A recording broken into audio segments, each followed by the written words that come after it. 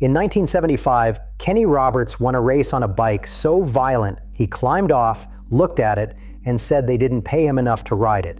Somebody had crammed a 750 cubic centimeters two-stroke race engine into a dirt track frame with no front brake. On a mile of flat dirt, it made 125 horsepower against Harley's making maybe 75, and Roberts came from the back to win. The men who ran the sport were so rattled, they wrote a new rule with one purpose: to make that bike illegal. But that wasn't even the machine that scared them most. So let's start with the bike, because it shouldn't have existed in the first place. The Yamaha TZ750 was built for smooth pavement. It was a road racer, 4 cylinders, 2-stroke, the kind of engine that lives right at the top of the rev range and comes on like a light switch. An American flat track is the exact opposite of smooth pavement. Riders slide sideways through the corners at over 100 miles an hour on loose dirt. And to do that, you want something gentle and predictable that you can steer with the throttle. What the tuners built instead was a rocket with no front brake, tuned to dump all of its power at once on a surface with almost no grip. Nobody really thought it could be tamed. Roberts got on it at the Indianapolis Mile, and for most of the race, the thing was doing its best to throw him into the fence. Then on the last lap, he found a line nobody else had, came flying past the Harleys, and took the win. And that quote afterward wasn't him bragging, it was a warning, because everyone standing in that paddock understood the same thing at the same moment. If this is what it takes to win now, somebody is going to die trying. So the American Motorcyclist Association did the only thing it could think of. At the end of the season, the Rules Committee sat down and set a new limit for flat track, a minimum engine size of 335 cubic centimeters and a maximum of 2 cylinders. Read that again because it's sneaky. They didn't ban the Yamaha by name. They just drew a box around what was allowed, and they drew it specifically so that a 4-cylinder 750 could never fit inside it again. One tuner in the room, Kel Carruthers, put it about as bluntly as you can. He said he voted to ban the bike. Roberts tried to enter that Yamaha in a couple more races that year, and it never made another main event. And here's the part that tells you everything. Roberts himself agreed with the ban. The fastest man on the fastest bike looked at what he'd just done and said, yeah, that shouldn't be allowed. In the end, the bike was just too good for its own sport to survive, and everyone in that room knew it. Now, that's a machine getting banned because it was too fast and too dangerous. Keep that in mind because the next one is a completely different kind of story. This one got banned for being too clever, and it's one of the wildest pieces of engineering that has ever turned a wheel. To understand it, you need one boring rule. In Grand Prix racing, the top class was capped at 500 cubic centimeters and no more than 4 cylinders. That rule quietly handed the whole championship to 2-stroke engines, because a 2-stroke fires twice as often as a 4-stroke and makes far more power for the same size. Every sane engineer switched to 2 strokes, but Honda had built its entire name on 4 strokes, and so Ichiro Honda flat out refused to go 2-stroke. So his engineers were handed an impossible job. Beat the 2 strokes with a 4-stroke using only 4 cylinders. They ran the numbers, and the numbers said the perfect engine would have 8 cylinders and 32 valves. But the rules said 4 cylinders. So they read the rule book again, very carefully, and they noticed something. The rules limited the number of cylinders. They said nothing about the shape of them. So Honda built a piston shaped like a running track, an oval, which is basically 2 round pistons melted into one. Each of those oval pistons got 8 valves and 2 spark plugs, and it ran on 2 connecting rods instead of 1, so it wouldn't rock itself to pieces in the bore. Add that up, and you get 32 valves in an engine the rules said could only have 4 cylinders. On paper, it was legal. In reality, it was a V8 wearing a disguise, screaming to nearly 20,000 revolutions per minute. It was the most ambitious engine anyone had ever brought to a starting grid, and it was a disaster. The NR500 rolled out at the British Grand Prix at Silverstone in August of 1979, with the firm's founder, long retired, watching in person, and it was humiliating. The engine wouldn't even run properly below 7,000 revolutions per minute, which made it a nightmare just to get off the line. One of them crashed at the first corner and caught fire, and the other broke. Riders in the paddock started calling it the Never Ready. In its entire racing life, this incredible machine scored 0 championship points. 0.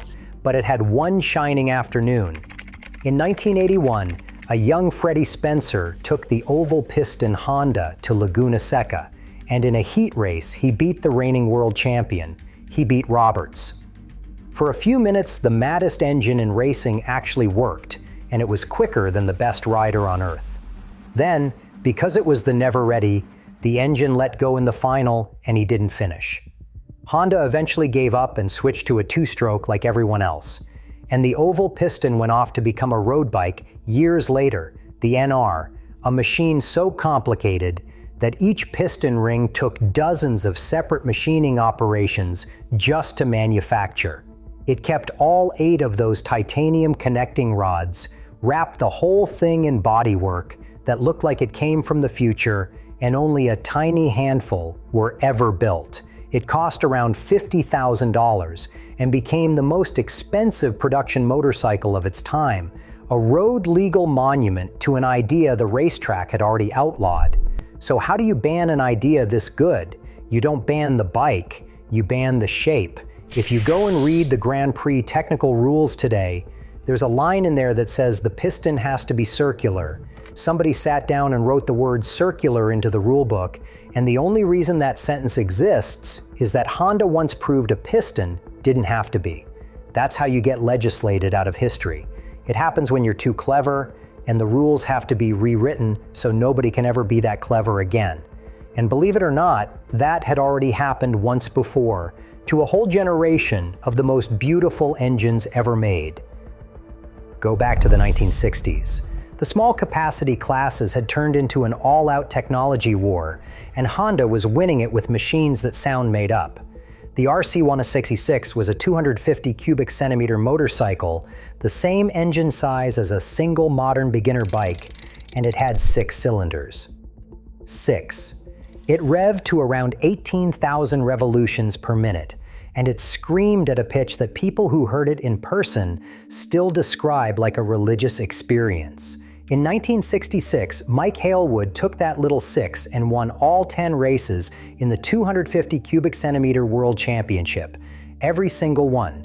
People said that machine was so quick, Halewood could have won on it with one arm tied behind his back.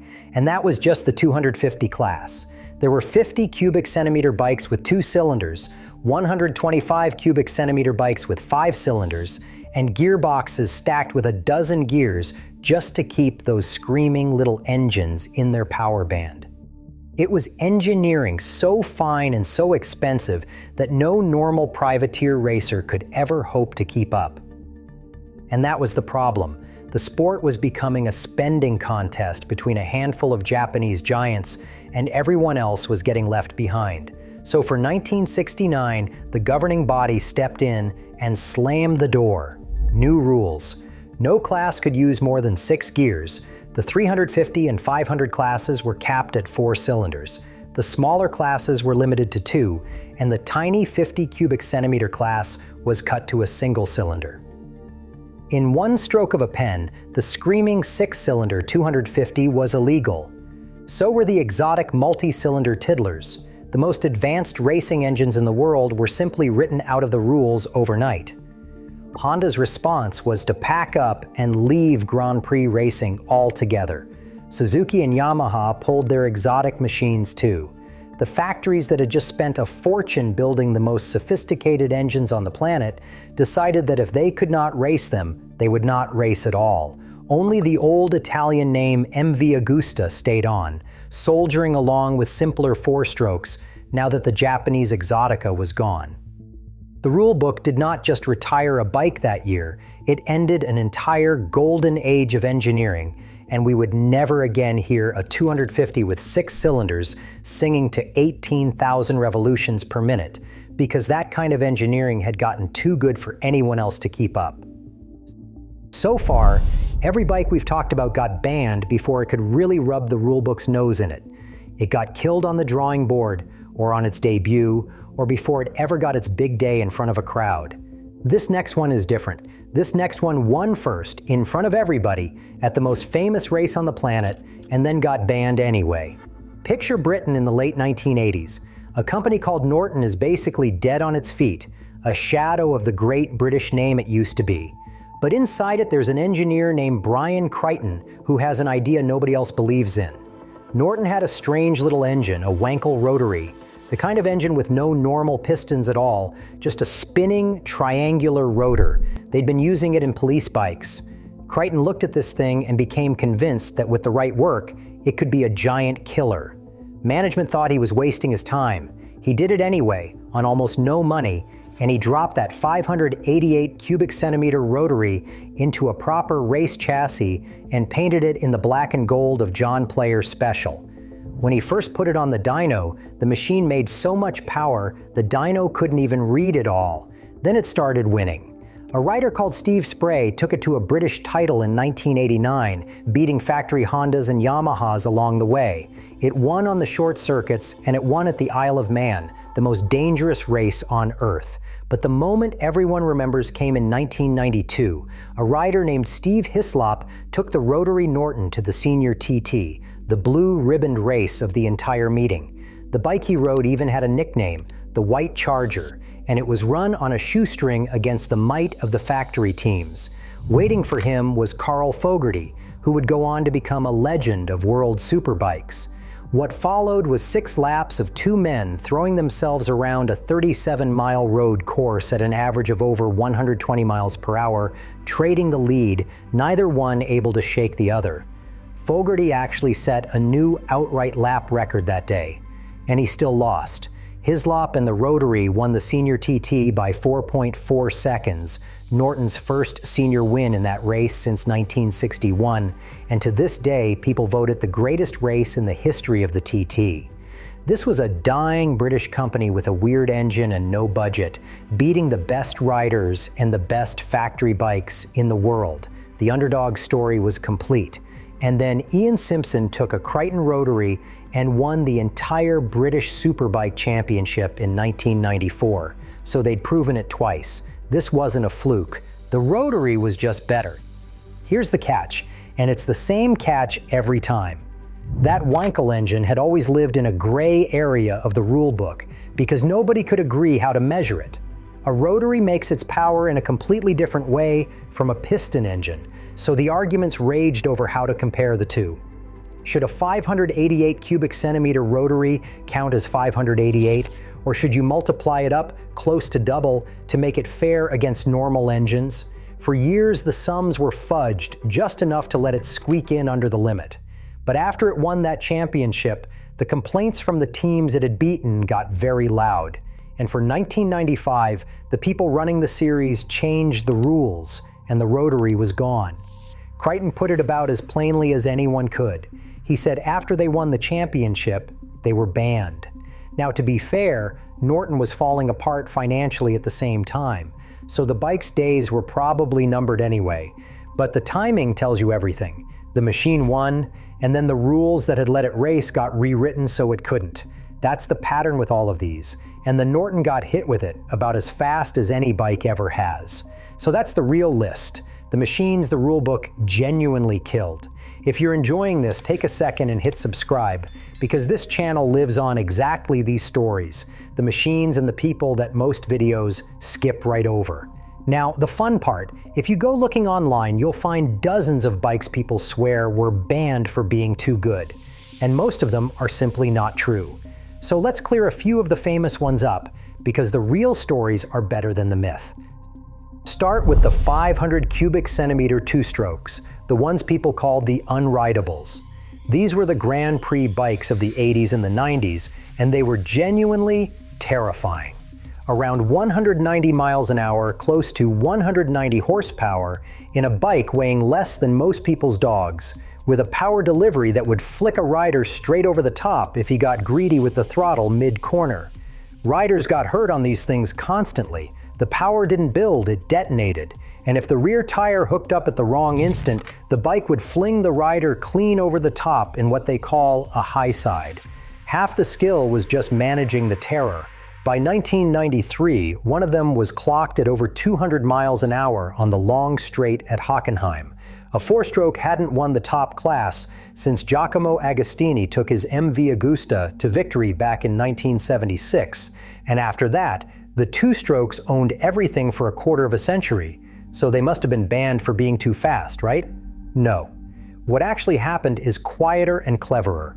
In 2002, the sport wanted rid of two-strokes because they were seen as dirty, smoky, obsolete technology with nothing to do with the bikes you could actually buy. So the rule makers didn't ban the two-stroke. They just invited the four-strokes back in at almost double the size, 990 cubic centimeters against the two-strokes 500. Give one side nearly twice the engine and the fight is over before it starts. The two-strokes weren't outlawed. They were quietly made pointless. And the wild road-going two-strokes, screamers like the Suzuki RG500 Gamma that put a real Grand Prix engine layout in your driveway, didn't get banned either. They got killed by emissions law because a two-stroke pours oil smoke out of the exhaust, and slowly the rules on pollution strangled them off the market. Suzuki never even officially sold that bike in America, purely because of clean air regulations. Next myth: the turbo bikes of the early 80s. For a few years there, turbocharging was the future, or so everyone thought. Cars had gone turbo mad, and the motorcycle industry followed, promising small engines that hit like much bigger ones. For about 3 years, every Japanese company built one: the Honda CX500 Turbo, the Yamaha Sika Turbo, which was the first of them to reach the public, the Suzuki XN85, of which barely more than 1,000 were ever made, and the fastest and meanest of the lot, the Kawasaki GPZ750 Turbo, which made around 112 horsepower and would do close to 148 miles an hour. People will tell you they were so quick they got banned. They weren't. What killed the turbo bike was money and hassle. A turbo added heat, weight, cost, and a nasty delay before the power arrived. And then in 1985, Suzuki released the GSX-R 750, a simple, light, normal engine that made just as much power for less money and none of the drama. The turbos didn't get outlawed. They got embarrassed by something better and cheaper, and they quietly disappeared. Then there's the most famous banned bike of all, the Kawasaki H1 Mach 3. A 500 cubic centimeter two-stroke triple from 1969, about 60 horsepower, dirt cheap at around $1,000, and famous for a nickname that still gets repeated today: the Widowmaker. The bike so wild it would kill you. And here's the truth: that nickname came from Kawasaki's own people. It was marketing. It was never banned by anybody. And when you actually look at the numbers, its straight-line speed wasn't even that far ahead of the Honda CB750 you could buy right next to it. It had a scary reputation and a great story, and the story got a lot bigger than the bike ever was. And the big one, the Suzuki Hayabusa. In 1999, Suzuki built the first production motorcycle that could genuinely threaten 200 miles an hour, and independent testers clocked it at around 194. The story everyone tells is that it was so fast that governments banned it. Not quite. What actually happened is that the industry got scared of what was coming. Europe was making noises about legislating top speed, and the manufacturers could see a future where politicians capped their bikes for them. So instead of waiting for that, they made a deal among themselves, a quiet gentleman's agreement, to electronically limit their fastest bikes to about 300 kilometers an hour, roughly 186 miles an hour. It was never a law, just a handshake between the companies. And it's the reason the unrestricted 1999 Hayabusa is the one collectors chase, because it was the last one built before the industry put the leash on itself. There's one more machine worth knowing about, and it's the strangest of the lot, because it was arguably too good for its own era. Back in the 1950s, Moto Guzzi built a 500 cubic centimeter Grand Prix bike with a V8 engine. A V8 in a motorcycle in the 1950s with 8 tiny carburetors, revving to 12,000 revolutions per minute and touching speeds close to 180 miles an hour when almost nothing else on the grid could get near it. It was decades ahead of its time. Keeping 8 tiny carburetors in tune at once was a nightmare, and on a fast circuit, it would simply drive away from everything else on the grid before something inside it broke. It was so brutally fast and so fragile that it frightened the men who rode it. One rider got hurt on it, another simply refused to race it again, but it was never banned. What actually happened is that at the end of 1957, Moto Guzzi and the other big Italian factories decided racing had simply gotten too expensive and quit all at once, and the V8 was left behind before it was ever really sorted. The one real ban from that whole era wasn't aimed at any single bike. Around that time, the governing body outlawed the big enclosed dustbin fairings that wrapped around the front of the bikes because at high speed and a crosswind, they became lethal. That was a rare case of the rules stepping in purely for safety, and it changed how every racing motorcycle looked from then on. So 4 of the most famous banned bikes in the world weren't banned at all. One was out-legislated by a bigger engine. One was beaten by something cheaper, one was just a nickname, and one was a handshake nobody was forced to make. Which leaves one last machine, and it's the one that proves the whole point. Its name was the Britten V1000. In the early 1990s, in a workshop in New Zealand, a man named John Britten got tired of not being able to buy a bike good enough to beat the factories, so he built his own, almost entirely by hand. And it made nearly every factory in the world look lazy. He couldn't afford a normal frame, so he didn't use one, and he hung the whole bike off the engine itself. He put the radiator under the seat instead of out front. He wired it up with data logging back when the giant factories barely bothered. The thing made around 166 horsepower and would do nearly 188 miles an hour out of a shed, built by a tiny team with almost no money. And then it went and won. It won the Battle of the Twins at Daytona in 1994, it took a world championship in its class, and it set flat-out speed records that embarrassed machines built by companies 1,000 times its size. Today, the surviving Brittens sit in museums, and people still argue it might be the most brilliant motorcycle ever built by one person. So did the rulebook ban the Britten too? No, and that's the whole point. The Britten never got banned, because Britten only ever built about 10 of them. There were never enough to properly threaten the big production-based series, never a factory line for the rules to worry about. It beat everyone by outthinking them, and it survived precisely because it was too rare to be seen as a threat to the established order. And that's the thing that ties every one of these stories together. Look back at the ones that actually got legislated out, the Yamaha that won on dirt, the oval-piston Honda, the screaming sixes, the Rotary that took the TT. It was never really about raw speed because plenty of genuinely fast bikes were left completely alone. It was about a machine making the rules themselves look foolish. The people in charge can always live with a bike that's simply fast. They write a number on a page and everyone moves on. What rattles them is a clever bike, the kind that finds the gap they didn't think to close, because a machine like that doesn't just win a race. It shows the whole rulebook was wrong. Fast, they legislate around. Clever, they legislate out. That's the real reason these machines had to disappear, and it's exactly why the ones that got away are worth remembering.